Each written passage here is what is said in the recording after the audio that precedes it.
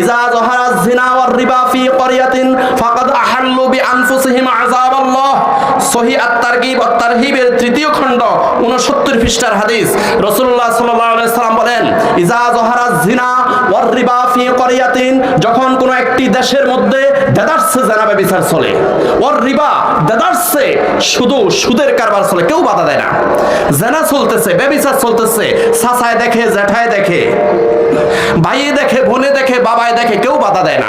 ইজা যাহারাজ জিনা ওয়ার রিবা ফি ক্বরিয়াতিন, যখন একটা সমাজের মধ্যে, যখন একটা দেশের মধ্যে প্রকাশ্য জেনা ব্যভিচার চলে এবং সুদের কারবার চলে, কেউ বাধা দেয় না, কেউ একটু বুঝেও না। আল্লাহ রাসূল সাল্লাল্লাহু আলাইহি সাল্লাম বলেন, ফাকাদ আহাল্লু বিআনফুসিহিম আযাবাল্লাহ, ওই এলাকার মধ্যে, ওই দেশের মধ্যে আল্লাহর আযাব ও গজব আসা ওয়াজিব হয়ে যায়। নাউযুবিল্লাহি মিন যালিক। প্রিয় হাজরিন, এই জন্য আমরা নিজেরা বাঁচতে হবে, অন্যকে বাঁচাইতে হবে।